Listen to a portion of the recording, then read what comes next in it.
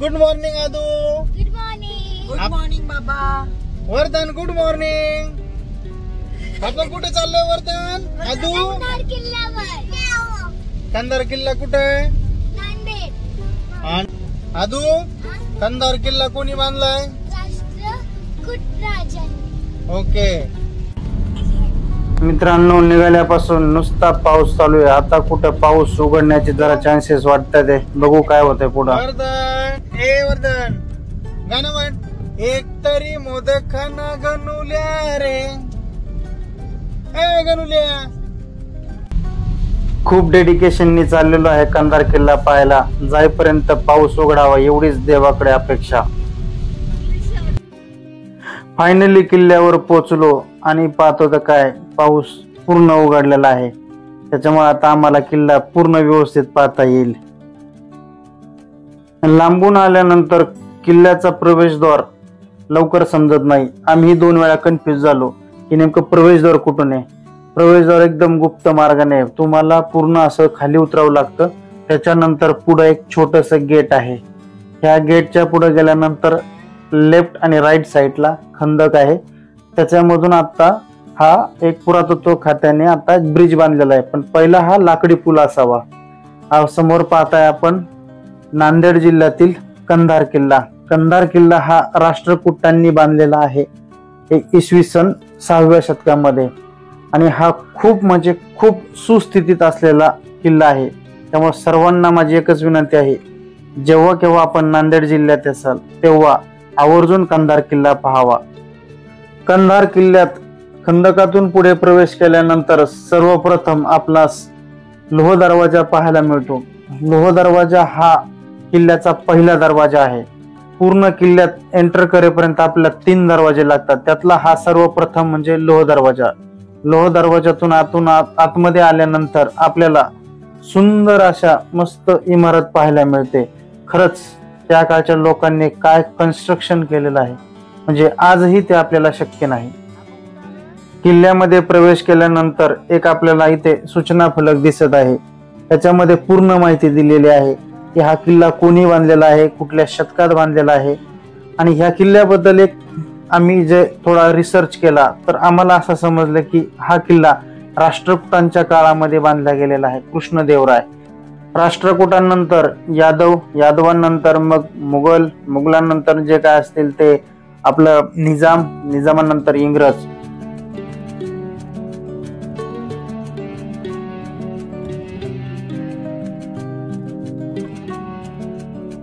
आता किल्ल्यामध्ये लोह दरवाजाच्या पुढे आल्यानंतर आपणास पाहावयास मिळतो हा मछली दरवाजा.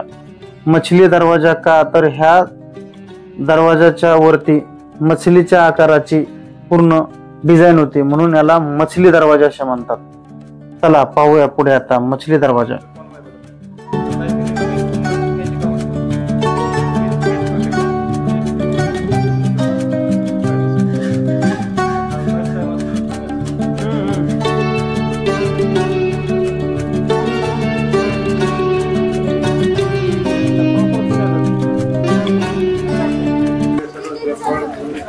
मछली दरवाजातून पुढे आल्यानंतर आपल्याला पाहावयास मिळतो तिसरा दरवाजा.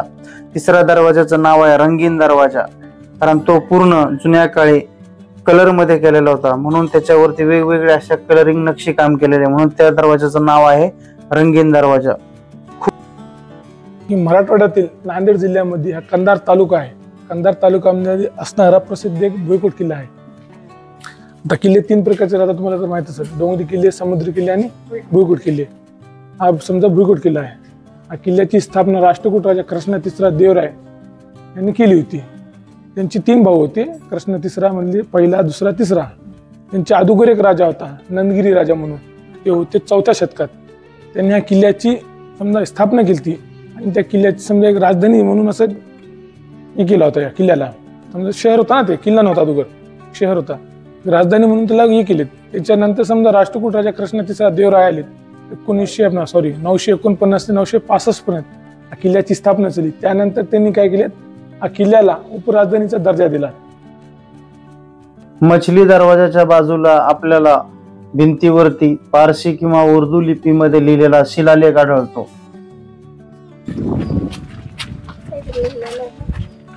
हा एवढा काय असं दिसत नाही है ना. कसं आहे आता वरच्यावर ते समजा दगड असल्यामुळं खराब होऊन जाते ना. तो एक धनबुरुज आहे.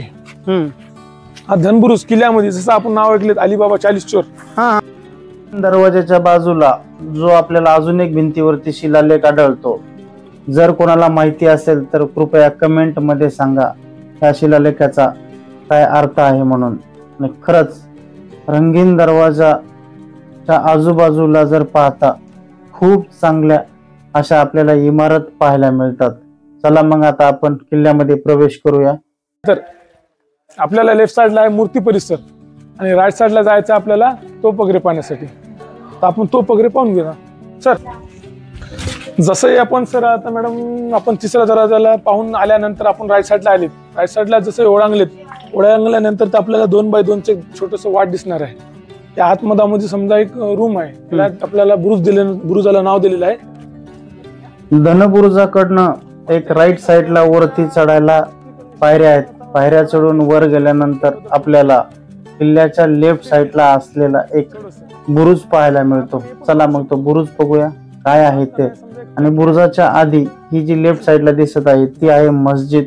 आणि मस्जिदीच्या खाली हे जर पाहिलं तर तिथे आपण चुना दळण्याचं जे यंत्र म्हणतो गुड ते आहे. बेल पदार्थ आपलं बेल खायचं बेल, एक बेल आणि त्याच्यामध्ये समजा जवळस उडदाची डाळ वगैरे असे सगळे पदार्थ टाकायचे. एक पेस्ट तयार करायचं. त्याचं पेस्ट तयार केल्यानंतर समजा किल्ल्याचा बांधकाम करण्यासाठी ते पेस्ट वापरायचं. चला मग आता पुढे बुरुजाकडे जाऊयात. आणि या दादांच्या सांगण्यावरून असं समजलंय की आम्हाला इथे किल्ल्याची सर्वात मोठी तोफ, जिचा 3 किलोमीटरची मारक क्षमता असलेली किल्ल्यावरची सर्वात मोठी तोफ, जिला अंबारी तोफ किंवा सिंह तोफ किंवा नाव आहे अंबारी तोफ. अंबारी तोफ, अंबारी बुरुजावर असणारी अंबारी तोफ पण म्हणू शकतो सर आपण. ओके. आणि थोडस याला सिंहचा आकार दिलेत. ओके. त्या आकारामुळे समजा कोणी सिंह तोफ म्हणतात. आणि आपण जर म्हणू शकलो तर सोप्या आयुष्यामध्ये म्हणलं तर आपण याला बांगडी तोफ म्हणू शकतो. अंबारी बुरुजावरून समोर पाहिल्यानंतर हे आपल्याला खंदक दिसते.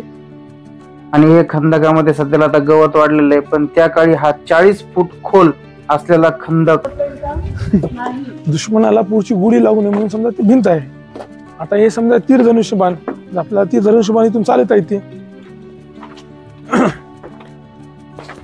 इथून समजा धनुष्यबाण चालवायचं या साईडनं, आणि त्या साईडनं म्हणजे समजा तीर आपलं गोळी वगैरे, तोफाची गोळी वगैरे.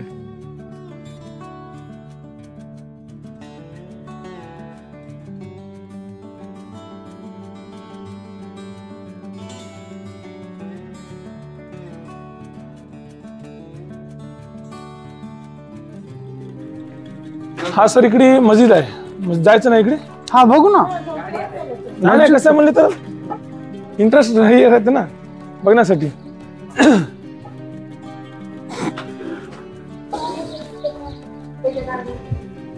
ही आहे मित्रांनो आदिलशहाने बांधलेली मस्जिद. हा समजा सर आदिलशाच्या काळामध्ये समजा बांधकाम झालेलं आहे मस्जिदीचं. समजा याला मोहम्मदी मस्जिद असं नाव दिलेलं आहे. मोहम्मदी मस्जिद. हो. ओके. मोहम्मदी समजा असंच. आणि सर आपण पाहू शकतो की जे आदिलशाच्या काळामध्ये समजा जे बांधकाम होता ते खूप सुंदर डिझाईन मध्ये बांधकाम होता. आणि त्याचं सिम्बॉल पण आहे आपल्याला पाहण्यासाठी भेटणार, ते आदिलशाचं सिम्बॉल. मस्जिद पाहिल्यानंतर आता चला मित्रांनो किल्ल्याच्या पुढील भागाकडे जाऊयात आणि बघूयात काय काय आहे पाहण्यासारखं. मग खरंच मित्रांनो काय त्या काळचे लोक असतील आणि काय त्यांनी खरंच बांधकाम केलेलं आहे म्हणजे अप्रतिम. आता आपण बांधूच शकत नाही, म्हणजे एवढं रेखीव त्याच्यामध्ये काम आहे. चला बघूया आता पुढे काय आहे ते. आपण जसे तो पाहून आल्यानंतर आपल्याला इथं समजा मूर्ती परिसर, हा मूर्ती परिसर आपल्याला पाहण्यासाठी भेटणार आहे.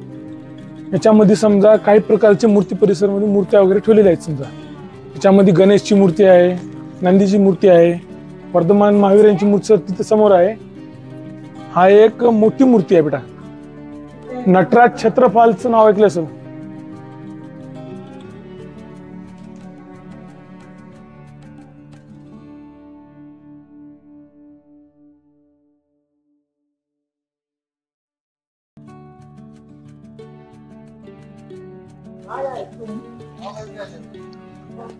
हे जात हे सर इथलं जातं समजा.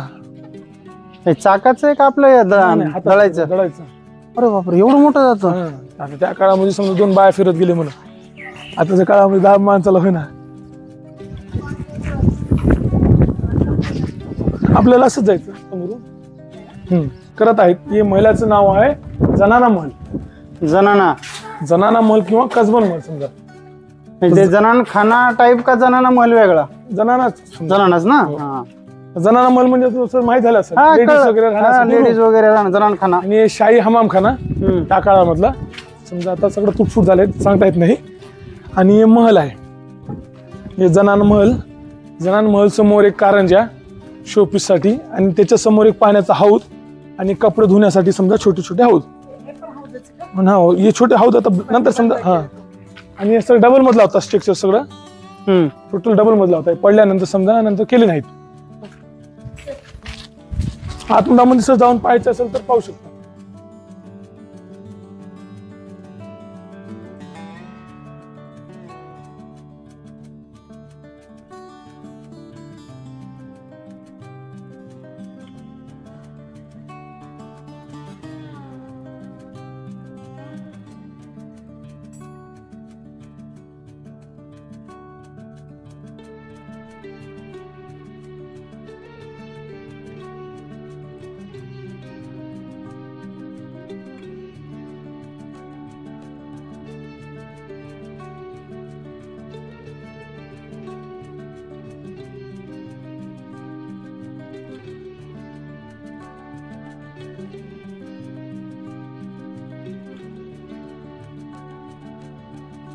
जनानखाना महलाच्या बाजूने हा वरती एक शिड्यांचा मार्ग आहे. या शिड्यांच्या मार्गाने वर आल्यानंतर आपल्याला पुढील बाजूस पाहावयास मिळते ते म्हणजे शीश महल. त्याच्या बाजूला इकडं लेफ्ट साईडला किंवा राईट साईडला पूर्ण असा किल्ल्याचा परिसर पाहावयास मिळतो. तो आपण पाहिलेला मस्जिद. चला आदू हाय करा बेटा. चला मग आता खाली जाऊयात आणि किल्ल्याची अजून माहिती घेऊयात. जनानखान्यापासून थोडं पुढे आल्यानंतर हा आपल्याला दिसत आहे पुढे शीश महल. शीश महलच्या राईट साईडला हे आहे धान्य कोठार. याच्यामध्ये पहिल्या काळी धान्य साठवलं जायचं. चला तर मग पाहूयात. 20 फूट असं लांब आणि ते तिथपर्यंत आहे बघा. आणि इकडे वगैरे आतमध्ये समजा धान्य वगैरे.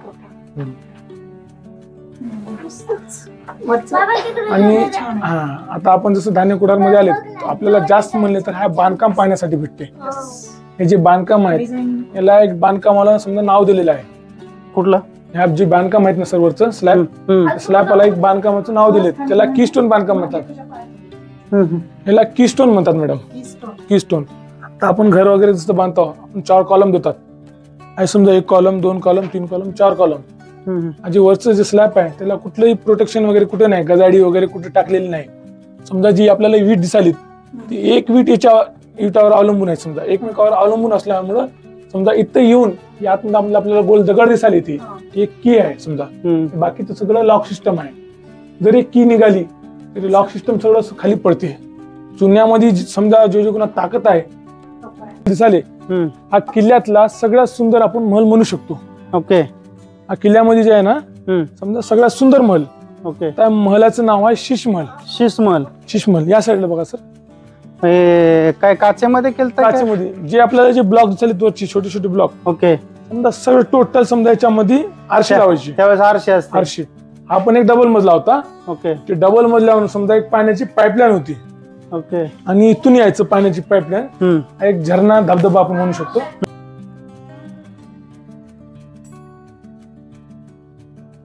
पण कसं आता लग्नामध्ये जातो, लग्नामध्ये कसं मोटर सिस्टम लावून समजा एक पाण्याचा फवारा राहते.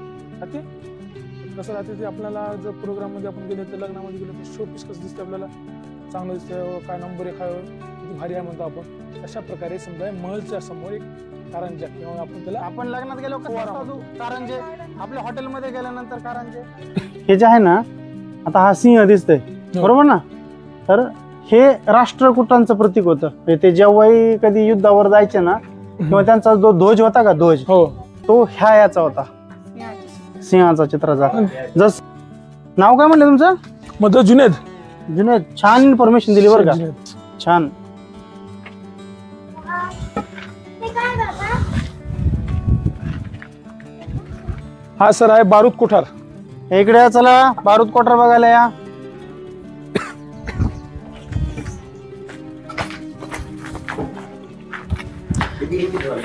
हा लिखिंग आहे भरपूर लिखिंग आहे. कुठे आलो वर्णन आपण? इकडे आहे बेटा पुढे.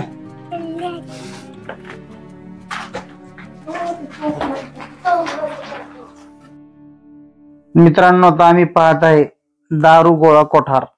त्याच्यामध्ये खूप आता पण मोठे मोठे दगडाचे गोळे ठेवलेले आहेत.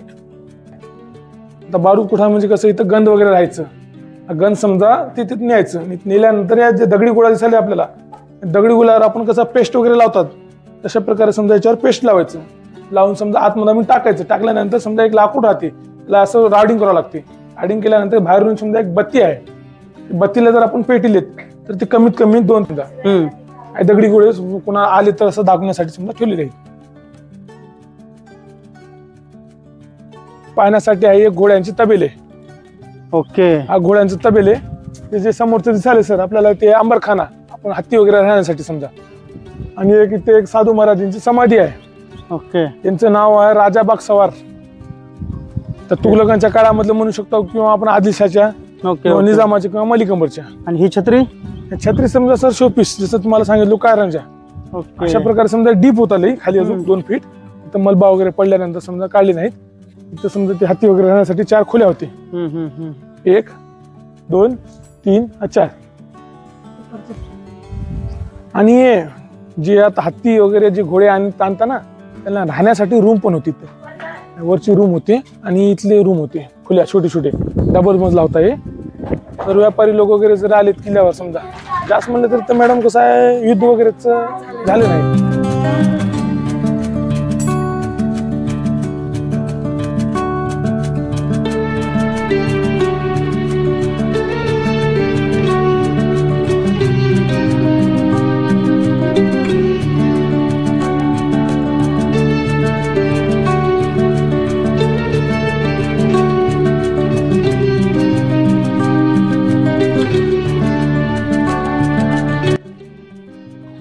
दरवाजा नंतर बंद केलेत. आता आपल्याला हे पडल्यामुळे समजा इथे इंटरेस्ट समजा जाता येते इकडे. ओके. आपण तिथं आता सर शिशमल समोर किंवा आपला बारूद कोठार मध्ये आणि धान्य कोठार मध्ये एक महलचं आपण पाहिलं वरचं स्लॅब, त्याला कीस्टोन म्हणतात. बरोबर. हे वरचं कीस्टोन जर मॅडम जर निघाले पडले स्ट्रक्चर पडले. हे घोड्यांचे तबेले. ह्या काय घोड्यांचे तबेले? चला खबर